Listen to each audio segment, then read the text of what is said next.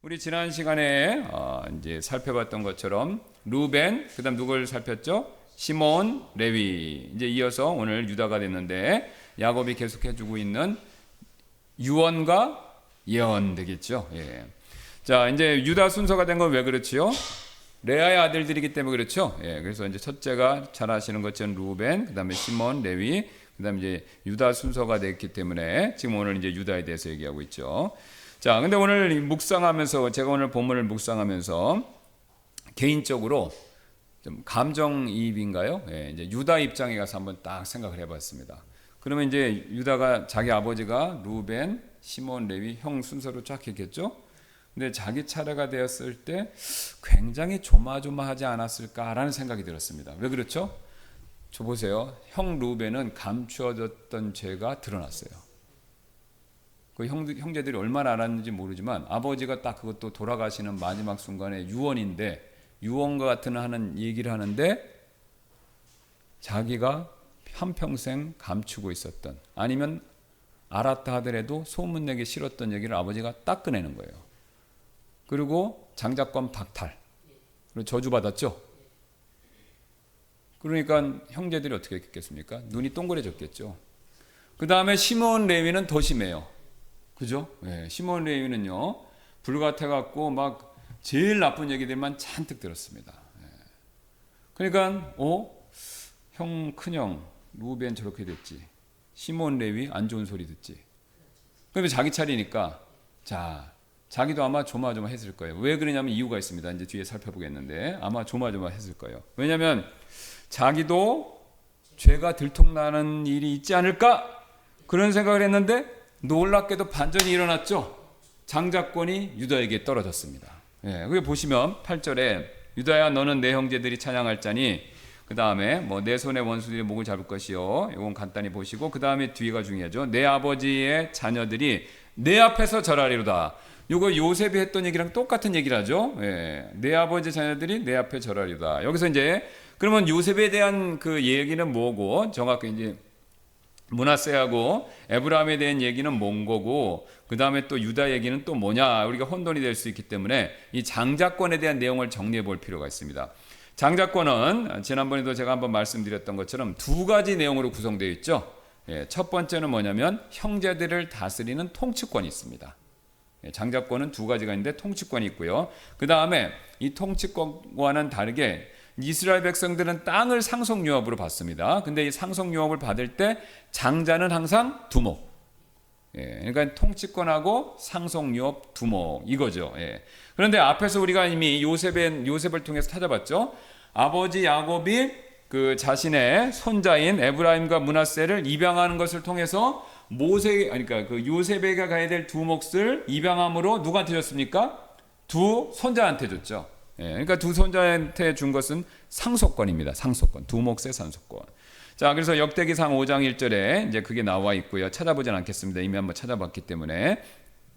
반면 형제들 가운데 다스리는 통치권, 이게 바로 오늘 유다에게 전해진 겁니다. 제 얘기가 아니라 시편 78편 67절 68절이 이렇게 나옵니다. 이게 굉장히 흥미로운데요. 시편 78편 67절입니다.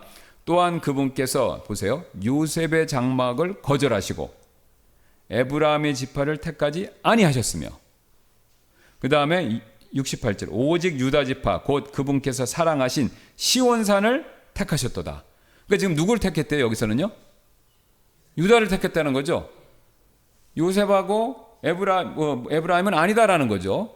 그러니까 앞에서 역대상에서는 지금 역대상은 이제 여기 역대상도 제가 한번 장자권이 그의 장자권이 이스라엘의 아들 요셉의 아들들에게로 주어졌으니 이렇게 얘기하는데 시편은 또 아니라고 얘기하는 거죠. 그러니까 이게 조화를 이루려면 아까 말씀드린 대로 요셉의 아들들은 상속권, 그 다음에 유다는 통치권 이걸 받은 겁니다. 그래서 오늘 본문 8절은 유다의 형제들이 유다를 찬양할 것이다 이렇게 얘기하고 있는 거죠. 자, 그렇다면 유다는요 시몬이 레위나 시몬 또 루벤 시몬 레위 대신에 왜 어떻게 장자권을 받았을까요? 그가 요셉처럼 훌륭했어요? 자, 성경은요 지금까지 흥미롭게도 유다에 대해서요 굉장히 부정적인 이야기만 쫙 합니다. 자, 사람이요 장단점이 있을 텐데 이상하게도 모세는요 유다의 단점만 찝어서 얘기를 해요. 그런데 그 단점을 계속 찝어서 얘기했던 유다가 결국 상속을 받은 거죠. 자, 그러면 어떤 단점을 가지고 있냐? 첫 번째 37장에 요셉 죽이려고 할 때, 요셉을 죽이려고 할 때 큰형 루벤은 어떻게 했어요? 요셉을 죽이지 말자. 그래서 나중에 이제 빼내서 집으로 데려가려고 그랬죠. 그래서 막 다른 형제들을 말리고 있는데 그러다가 잠깐 출타를 했죠. 그랬는데 그때 요셉을 노예로 팔자고 선동을 한 사람이 누구냐면 유다예요. 유다가 37장 26절 27절 보면요. 이에 유다가 자기 형제들에게 이르되 우리가 우리 동생을 죽이고 그의 피를 숨긴들 무엇이 유익하리요? 오라 우리가 그를 이스마엘 족속에게 팔고 우리 손을 그에게 대지 말자. 이는 그가 우리의 동생이며 우리의 혈육이기 때문이라 하더라. 이에 그의 형제들이 만족하였더라. 좋은 뜻으로 보면 살려주다라는 거지만요. 나쁜 뜻으로 보면요 어떻습니까? 차도살인, 그렇죠? 그러니까 내 손으로 피 안 흘리고 이스마엘 족속에 팔아서 제거하겠다 이런 거죠. 심정은 어떤 건지는 나중에 우리가 천국 가서 물어봐야 되겠지만요. 어쨌든 요셉을 노예로 팔자고 앞장서서 선동한 사람은 유다였습니다. 유다였다는 거죠. 자, 여러분 한번 생각을 해보세요. 배다른 형제지만 자기 동생을 노예로 팔자. 이거 성품이 바람직한 거 아니죠. 어떻게 보면요, 어떤 면에서 보면요, 시몬이나 레위 못지 않습니다. 시몬 레위는 다른 종족을 죽이긴 했지만 유다는요, 자기 형제를 노예로 팔자는 거예요. 그러니까 이게 이상하게 레위의 아들들은 좀 속된 말로 하면 냉혈한인 것 같아요. 그러니까 이게 시몬 레위 못지않게 유다도 자기 동생을 이렇게 팔자고 그러죠. 그 다음에 이제 38장 가면요. 그 다음에 또 사건이 있죠. 어떤 사건입니까? 금지된 가나안 여인하고 결혼하는 장면이 나오죠. 그래서 38장 2절 보시면요. 유다가 거기에서 이름이 수아라고 하는 어떤 가나안 족속 곧 그의 딸을 보고 그녀를 취하여 그녀에게로 들어갔더라. 그러니까 수아라고 하는 가나안 사람들의 딸, 바로 가나안 여인을 아내로 취했죠. 여러분 이거 심각한 문제 아닙니까? 지금 아브라함 때부터 계속해서 줄기차게 결혼의 문제에 있어서 하나님이 한 가지만 요구하셨죠. 절대로 가나안 여인하고 결혼해서는 안 된다 이거였죠. 그래서 그걸 잘 지키다가 이거를 아브라함의 직통 후손들 중에서 처음으로 깬 사람이 누구냐면 그게 유다입니다. 그게 유다예요. 그러니까 이걸 보면요, 에서하고 굉장히 비슷합니다. 영적인 일에는요, 딱히 관심이 없는 것처럼 보였다는 거죠. 자, 하나님이 당연히 이렇게 이런 결혼을 기뻐하지 않으셨기 때문에 그 수아의 딸인 자신의 아내가 낳은 두 아들 엘과 오난 다 죽죠. 엘은 사악해서 죽고 오난은 이제 대개 결혼법을 어겨갖고 그걸 어겨서 하나님 또 치셨죠. 그리고 자신의 아내인 수아의 딸도 결국은 죽습니다. 하나님 복을 안 주신 거예요. 자, 그 다음에 더 심각한 일이 벌어지죠. 38장에 무슨 일입니까? 다말 사건. 그래서 유다는 이제 그 셀라란 막내가 있는데 이게 좀 우리는 문화적으로 굉장히 이해하기가 어렵습니다. 그러니까 이거 우리나라 같이 유교를 강조하는 데서 완전히 이거는 오랑캐짓이죠. 그러니까 이제 부모가 있고 아들을 딱 낳는데 첫 아들이 자손을 못 낳고 죽으면 형이 죽었으니까 과부가 되면 동생이 형수를 취해서 씨를 이어줘야 돼요. 그러니까 결혼을 했는데 자식을 못 낳았을 때 말입니다.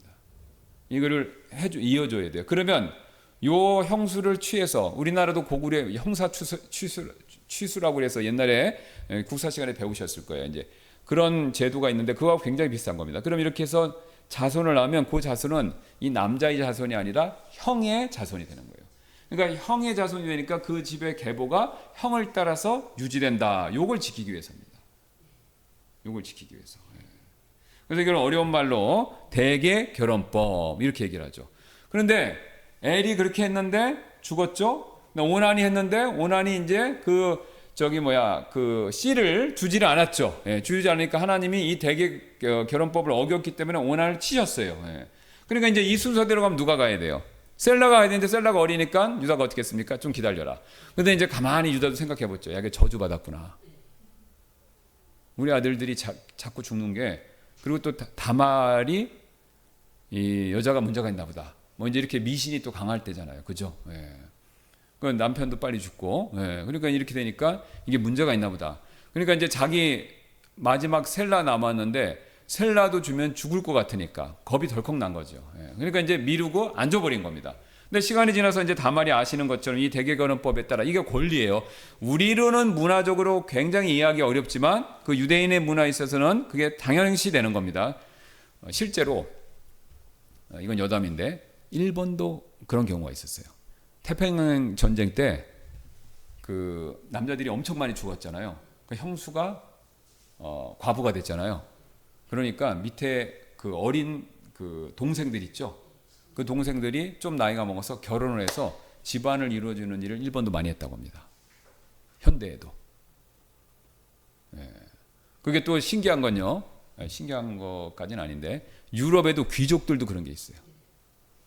그 귀족 집안이 쭉 내려갈 때 그 형이 죽으면 동생이 형수를 취해서 그 집안에, 그러니까 뭐 무슨 그 경들 있잖아요. 뭐 남작 공작 있죠. 이걸 이렇게 이어주는 그런 풍습이 있습니다. 예. 어쨌든 이제 지금도 현존하는 방법이기 때문에 다말은 이제 그것에 근거해서 이제 달라고 그랬는데 안 주니까, 그럼 안 되니까 그 당시 있었던, 이건 더 말하기 더 창피한 건데 그 당시 있었던 최후의 방법이 뭐냐?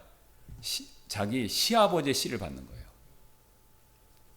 직접 받아서 대를 잇는. 그러니까 이제 다말이, 근데 이제 이 시아버지의 씨를 받아서 하는 방법은 잘 안 썼습니다. 근데 다말은 이제 누구 출신이에요? 가나안 여인이니까 그 당시 풍습을 이제 생각한 거죠.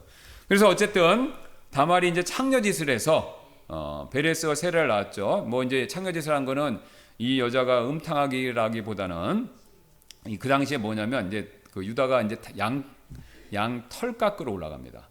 그때 가나안 족속들이 무슨 풍습이 있었냐면 곡식을 수확하거나 털 깎을 때 이 바알 신을 섬기는 신전 창녀들이 있죠. 그 당시에는 신전에 이게 신전 창녀들이 있습니다.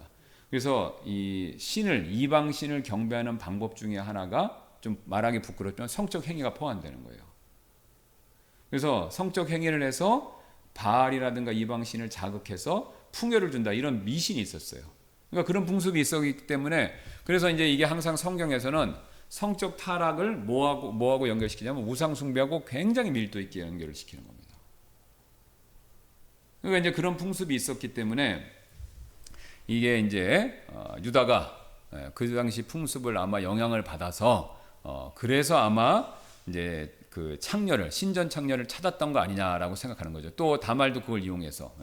그렇게 해서 어쨌든 이야기하기 굉장히 부끄러운 얘기지만 그 다말이 창녀를 변장을 해서 베레스와 세레를 낳았죠. 예. 그러면 이렇게 유다가 하는 거 보니까 어떻습니까? 루벤처럼 또 성적인 죄를 짓는 모습이 보여지고 있는 거예요. 그러니까 루벤처럼 굉장히 육신적이다, 이런 걸 우리가 보고 확인할 수가 있죠. 자, 그 다음에 다말이 이제 창녀짓을 했다고 보고되죠. 이제 아이를 낳는데 이거 보니까 지금 과부인데 어떻게 애를 낳았어? 이게 이제 창녀짓을 했구나. 그래갖고 해서 보고되자 어떤 명령을 내리냐면 38장 24절에 유다가 이르되 그녀를 끌어내어 불태우라. 끔찍하죠. 며느리인데 창녀짓 했다고 불태워 죽이라는 겁니다. 그러니까 유다도 가만 보니까 한 성격 하는 것 같아요. 어떻게 보면 시몬과 레위의 잔인함 플러스 루벤처럼 성적인 죄, 그러니까 앞에 루벤하고 시몬, 레위 복합체인 것 같습니다. 이게 유다예요. 이게 지금 모세가 기록한 유다의 단점, 잘못된 면만 이렇게 보여주는 거죠. 자, 그런데 유다가 이렇게 엄청난 단점, 잘못한 점을 많이 얘기했는데도 딱 한 가지 잘한 게 있습니다. 이게 뭐냐? 그는요, 이것 때문에 하나님께 인정받고 장자권을 받았는데요, 그는요 변화됐다는 겁니다. 자, 다시 한번요. 그가 변화가 된 거예요. 그것도 자기의 형제 중에서 제일 먼저. 자, 그 사실이 어디 나오냐면 44장 30절부터 나오죠. 그 유명한 성경에 나오는 내용이죠. 창세기 44장 30절부터 34절에 제가 쭉 한번 읽겠습니다. 옛날에도 한번 읽었던 내용인데, 그러므로 이제 내가 주의 종 내 아버지에게 돌아갈 때, 그 아시죠? 요셉이 이제 자기 정체를 감추고 이제 마지막에 이제 그 지금 이제 형들을 막 옥죄고 있는 장면이죠. 그래서 이제 베냐민을 이제 두고 가야 된다. 그러니까 돌아갈 때 이 아이가 우리와 함께 하지 아니하면 그의 생명과 이 아이의 생명이 함께 묶여 있어. 이 일이 일어나리니 곧 이 아이가 우리와 함께 하지 않음을 아버지가 볼 때 그가 죽게 될 것이므로 주의 종들이 주의 종 우리 아버지의 백발을 슬픔 중에 무덤으로 내려가게 할 것이니이다. 이는 주의 종이 이 아이를 위하여 내 아버지에게 보증인이 되어 이르기를 만일 내가 이 아이를 아버지께로 데리고 돌아오지 아니하면 내가 아버지께 영원토록 비난을 받으리이다 하였기 때문이니이다. 그러므로 이제 정하건대 주의 종이 그 아이를 대신하여 내 주께 노예로 남게 하시고 이 아이는 그 형제들과 함께 올라가게 하소서. 왜냐하면 이 아이가 나와 함께 하지 아니하면 내가 어찌 내 아버지에게로 올라갈 수 있으리까? 혹시 내 아버지에게 임할 재앙을 내가 보게 될까 염려하나이다 하더라. 여기까지 듣고 요셉이 어떻게 했습니까? 옆방 가서 울었죠. 요셉의 마음을, 자기 절제를 굉장히 잘하는 요셉의 마음을 무너뜨린 고백이 바로 유다의 입에서 나왔습니다. 유다의 입에서. 이건 뭘 보여주냐면요, 유다가 하나님의 은혜로 바뀌었다, 변화됐다 라는 것을 뚜렷하게 보여주는 거죠. 그 결과 하나님께서 그에게 오늘 장자권을 허락하신 것입니다. 여기서 우리 한 가지 중요한 사실을 배우게 되는데요, 하나님은요, 과거가 우리가 어떻든 상관없습니다. 변화된 사람이요, 변화된 사람에게만 큰 복을 주기를 원하신다라는 그 사실을 가르쳐 주시죠. 자, 사실 하나님께서 우리에게 원하시는 건요, 우리의 선함, 훌륭함, 능력 있음, 그거 아닙니다. 그렇죠? 우리는 하나님 앞에 봤을 때 뭡니까? 먼지요, 벌레요, 수증기죠. 아무것도 아닙니다. 하나님은 우리한테 도움이 필요 없으세요. 우리가 예배 드리는 거, 섬기는 거, 전도하는 거, 찬양하는 거, 그 다음에 뭐 우리가 하나님께 드리는 뭐 물질 헌신, 이런 거 다 필요 없으십니다. 왜요? 이런 건 다 하나님께 나는 것이고, 천국에는요, 우리가 드리지 않아도 더 좋은 게 넘쳐납니다. 그럼에도 불구하고 하나님은 우리를 사랑하시는데, 하나님은 우리에게 딱 굉장히 중요하게 요구하시는 게 하나 있습니다. 그게 뭐냐면요, 변화되는 거죠. 그래서 예수님 믿지 않는 사람은요, 믿는 사람으로 변화되는 거. 예수님 믿는 사람은요, 예수님처럼 변화되는 거. 바로 이겁니다. 자, 제가 예수님 안 믿는 사람 예수님처럼 믿고, 또 예수님 믿는 사람 예수님처럼 변화되는 걸 하나님 원하신다 그러면요, 많은 분들이 오해를 하세요. 아유, 예수님 믿고 겨우 하나님이 바라시는 게 도덕적인 사람 되는 겁니까? 이렇게 생각을 하시는 거예요. 그게 아닙니다, 여러분. 하나님이 왜 변화되기를 원하시냐면요, 여러 가지 이유가 있는데, 우리가 변화돼야 복을 주시기 때문에 그렇습니다. 그러니까 우리가 회개하고 변화될 때 구원의 복이 임하잖아요. 또 예수님 믿고 우리가 변화를 노력하고 변화를 시도하고 또 실제로 성령의 힘을 통해서 변화될 때, 그때 하나님이 또 복을 주시는 거죠. 그러니까 하나님은 복을 주시기 위해서 그 복에 합당한 그릇이 되는 것을 원하시기 때문에 그 전제 조건 가운데 하나로서 변화를 요구하시는 거죠.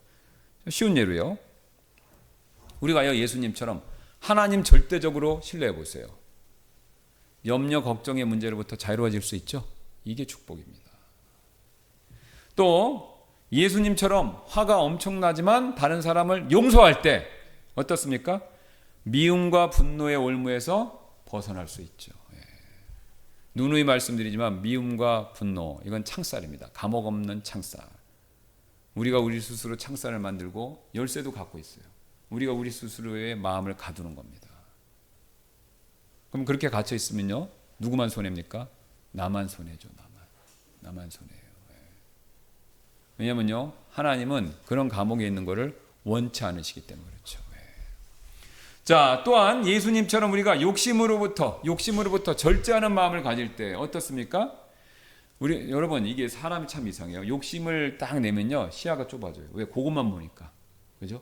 시야가 좁아지고 마음도 좁아지고 그 다음에 지혜가 떨어지죠. 그러니까 욕심 많은 사람치고 어리석지 않은 사람이 없습니다.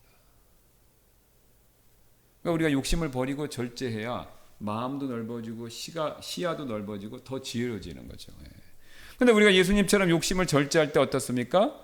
마음이 좁아지거나 치우치지 않는 그런 지혜를 하나님께로부터 받을 수가 있죠.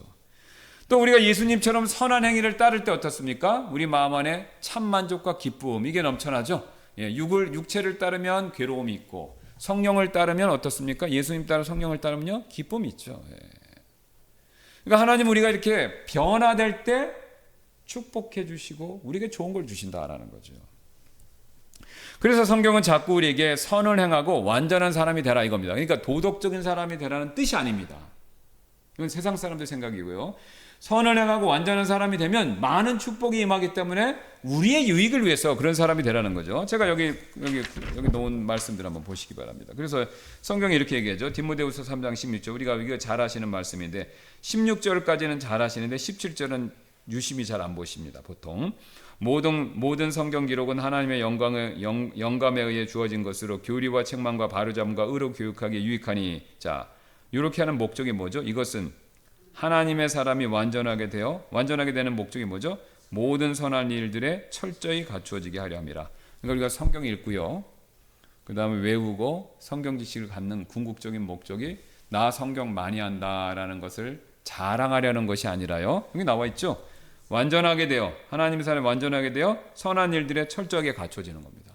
그러니까 내가 성경 말씀 많이 알고도 선한 일들에 철저히 갖춰지지 않았으면요 아직도 멀은 겁니다. 아직도 멀은 거예요. 성경 지식이 머리에 있는 거지 마음으로 내려와서 이런 선한 일들이라는 열매가 안 나온 겁니다. 그 다음에 밑에 디도서 2장 14절 말씀 보시죠. 그분께서 우리를 위하여 자신을 주신 것은 그분께서 모든 불법으로부터 우리를 구속하시고 정결하게 하사 그 다음 보세요. 구속하고 정결하게 하신 거죠. 우리 구원하신 거죠. 그분 자신을 향하여 뭡니까? 선한 일들에 열심을 내는 특별한 백성.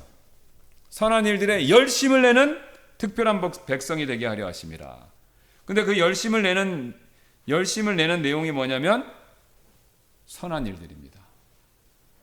선한 일들. 이 선한 일들에는 전도, 선교, 교회 봉사도 포함되지만 그거 외에 우리 삶의 많은 문제들이죠. 그렇죠. 시기하지 않고 원망 불평하지 않고 미워하지 않고 그죠? 게으름 부리지 않고 이런 거 다 포함되는 거죠. 선한 일들에 열심을 내는 특별한 백성이 되게 하려 하심이라. 그 다음에 히브리서 13장 21절 예수 그리스도를 통하여 모든 선한 일에서 너희를 완전하게 하사 자신의 뜻을 행하게 하시고 자신의 눈앞에서 매우 기뻐하시는 그것을 너희 안에서 역사하시기를 원하노라. 하나님이 우리 안에서 역사하시는 내용이 뭡니까? 선한 일에서 완전하게 되는 거죠. 완전하게 되는 거. 그 다음에 로마서 12장 2절도 마찬가지죠. 너희는 이 세상에 동화되지 말고 오직 너희의 생각을 새롭게 함으로 변화를 받아 보세요. 하나님의 선하시고 받으실 만하며 완전하신 뜻이 무엇이든지 입증하도록 하라. 선하시고 완전한 뜻 이걸 입증하라 라는 것이죠. 그러니까 우리의 신앙의 궁극적인 목적은요 선을 행하고 완전한 사람이 되는 겁니다. 이게 신앙의 최종 목적이에요. 그러니까 이걸 한마디로 하면 누구를 닮는 겁니까? 예수님 닮는 거고. 이거 내 힘으로 안다니까 누구 힘으로 하는 거예요? 성령님의 힘으로 하는 거죠. 그러니까 우리의 목표는 이겁니다. 자, 그러면 하나님께서 이처럼 우리가 변화되기를 원하시는데, 그럼 우리가 변화되려면 어떻게 해야 되냐? 자, 오늘 유다가 그 비결을 가르쳐 주는데요. 혹시 우리가 잘못이 있다고 하더라도 중요한 건요. 속히 뉘우치고 회개하는 겁니다. 자, 다시 한번요. 속히 뉘우치고 회개하는 거. 오늘 유다가 딱 그거에 대한 전형적인 모델이 됩니다. 왜냐면요. 유다가 하나님 앞에서 잘한 것이 있으면요. 잘못을 뉘우치고 속히 회개했다라는 거예요. 이게 다른 형제들 가운데서 제일 뛰어났습니다. 자, 그 근거로 오늘 유다가 누벤이나 시몬, 레위 못지않게 잘못을 저질렀죠. 근데 이들과 다르게 하나님 앞에서요 진심으로 회개하고 뉘우칠 줄 아는 사람이었다라는 것을 여실히 보여주죠. 예. 자, 사람들 보면요, 어떤 사람들은요 자신이 잘못을 저지르고도 오히려 큰 소리 치는 사람들이 많이 있습니다. 한자로 적반하장. 오늘 시므온과 레위가 그 대표적인 케이스예요. 자, 우리 창세기 34장 30절 31절 가서 보시면요, 그러니까 그 시므온과 레위가 사고 치고 났을 때 야곱이 이 얘기를 합니다. 야곱이 시므온과 레위에게 이르되 너희가 나를 괴롭게 하여 나로 하여금 이 땅의 거주민들 곧 가나안 족속과 브리스 족속 가운데에서 악취를 내게 하였도다. 나는 수가 적은즉 그들이 함께 모여 나를 대적하고 나를 죽이리니 그리하면 나와 내 집이 멸망하리라 하더라. 그럼 아버지가 좀 점잖게 꾸짖는 거죠. 그러면 여러분 보세요. 사람 죽였으면 아버지가 꾸짖을 때 어떻게 됩니까? 잘못했다고 그래야 되죠. 근데 보세요. 31절. 이에 그들이 이르되 그가 마치 창녀를 대하듯 우리 누이를 대하여 하리이까 하더라. 반항하는 거죠. 자기가 죽인 거 잘했다는 거잖아요. 그죠?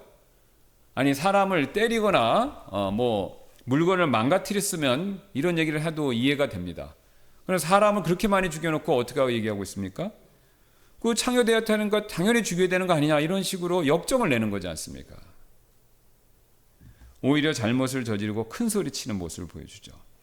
또 어떤 사람들은 이제 잘못을 저지르면 두 가지입니다. 그러니까 여러분 그 다른 사람하고 문제가 탁 생기면 두 가지죠. 네. 큰 소리 치는 사람 아니면 부정하고 은근슬쩍 구렁이 담 넘어가듯이 넘어가는 사람.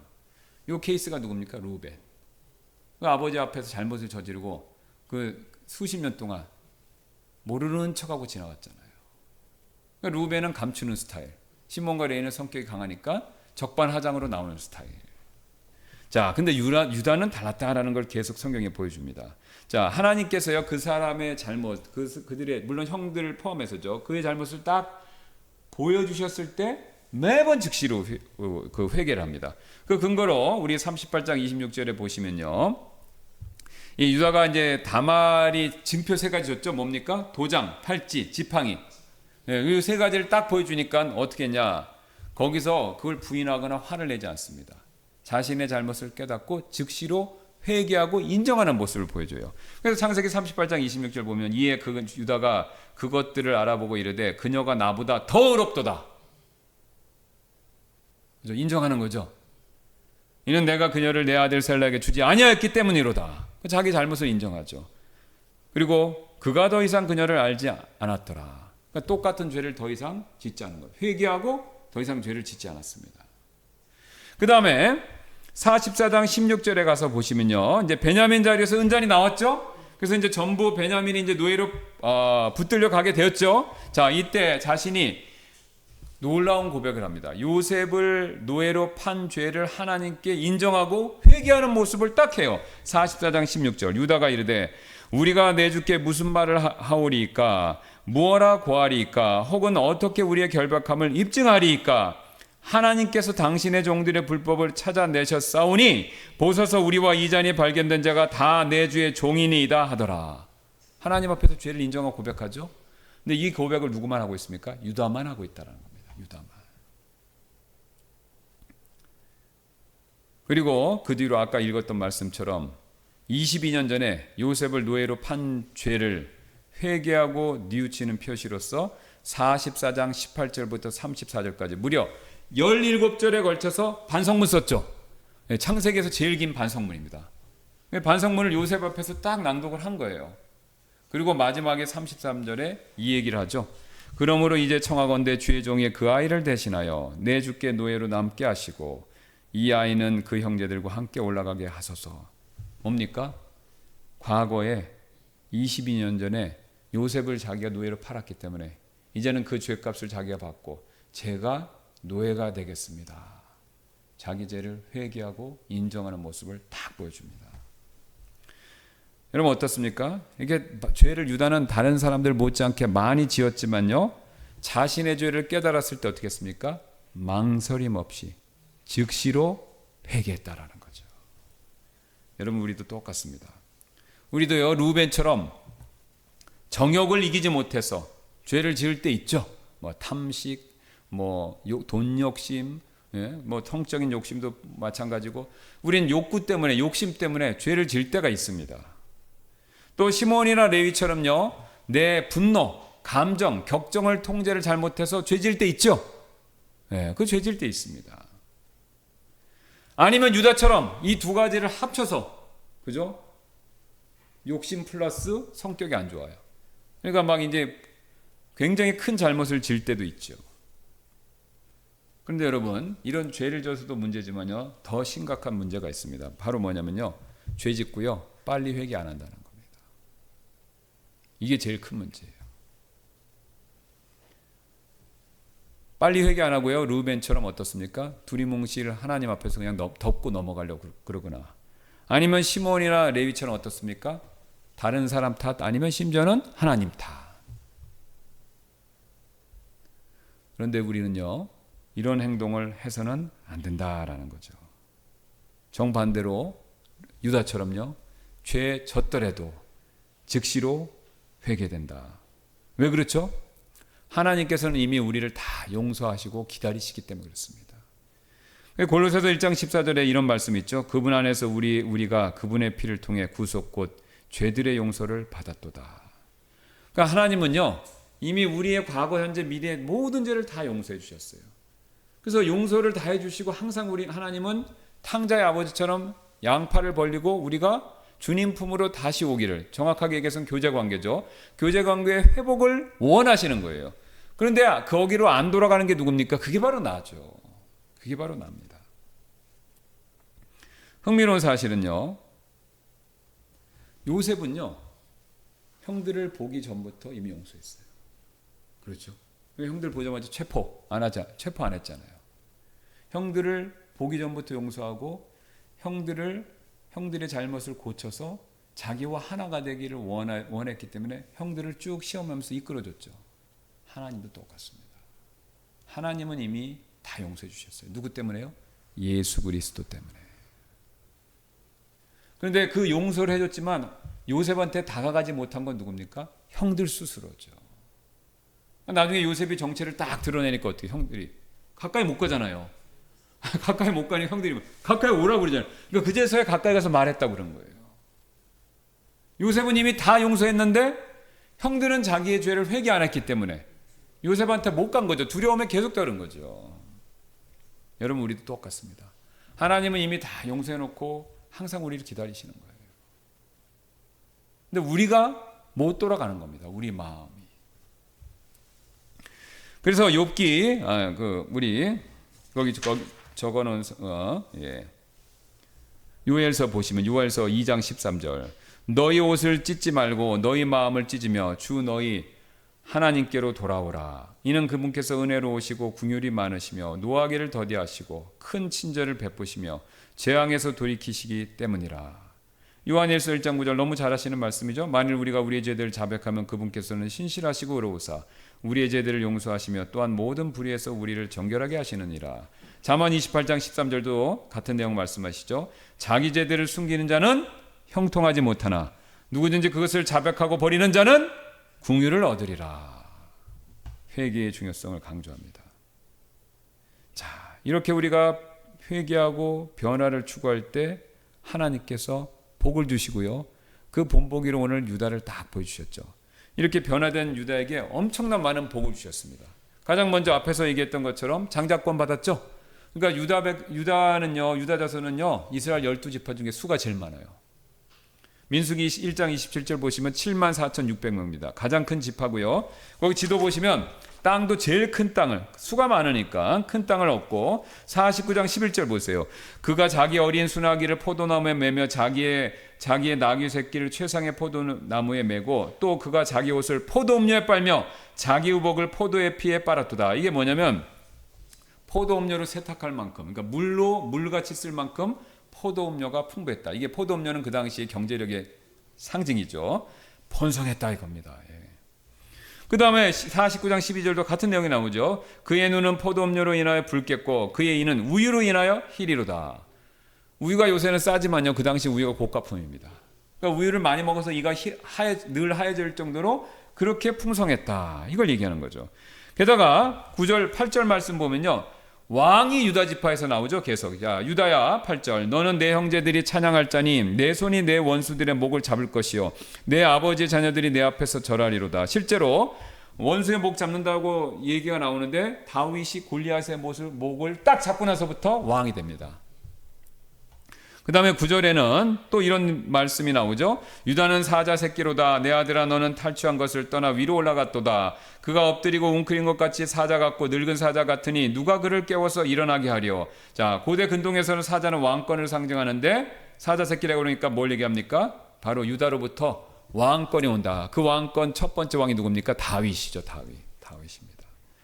그리고 그 뒤에 유다 자손 후에 진짜 왕 중에 왕이 오시죠. 예수 그리스도. 그걸 실로라고 얘기하죠. 10절. 실로가 올 때까지 왕이 드는 막대기잖아요. 예. 그 홀이 유다를 떠나지 아니하며 입법자가 그의 발사에서 떠나지 아니하리니 그에게 백성이 모이리로다. 왕 중에 왕인 예수님이 유다 자손 가운데 또 오신다. 나는 이 축복을 얘기합니다.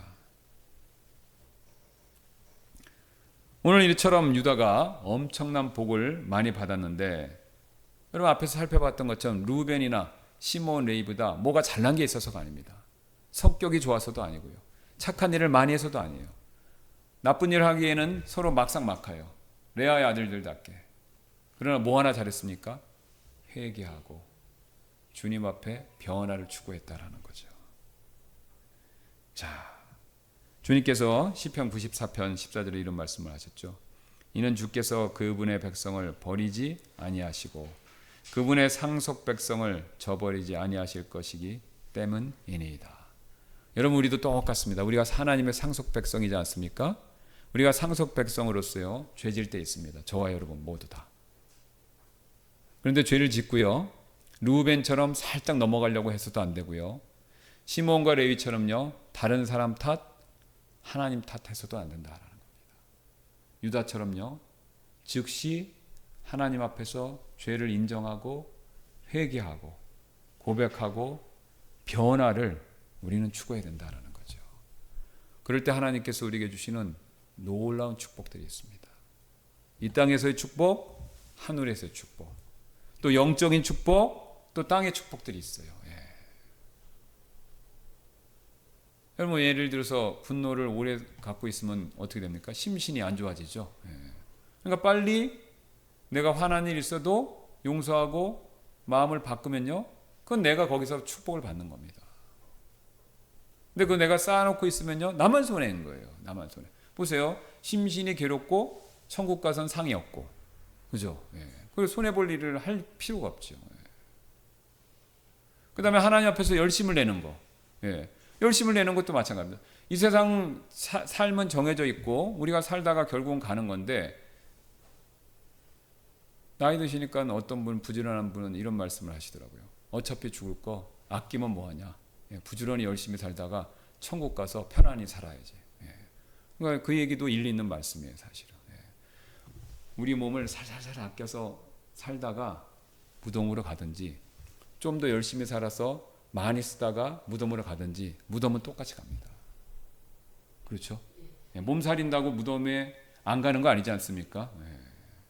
무덤 가는 건 피할 길이 없어요. 좀 빨리 많이 쓰면 좀 더 빨리 가는 거고 아껴 쓰면 좀 더 천천히 가는 거지만 무덤 가는 건 피할 길이 없어요. 근데 우리가 무덤을 늦게 가는 게 인생의 목표는 아니지 않습니까? 천국이 있고 소망이 있습니다. 그리스도의 보상을 믿으니까. 그래서 우리가 가능하다면 또 하나님 앞에서 열심을 낼 필요가 있고요. 하나님께서는 항상 원하시는 것이 변화다. 이 변화를 위해서는 우리는요 항상 우리가 혹시 잘못을 범할 때라도 즉시 회개하고 하나님께 나오는 거. 이게 주님이 정말로 기뻐하시는 일입니다. 그래서 늘 하나님 앞에서 이런 변화를 추구하시고 또 잘못이 있다 하더라도 즉시 회개하고 하나님 앞으로 나아가는 저와 여러분들 되시기를 주님의 이름으로 소원합니다. 제가 기도하고 마치겠습니다.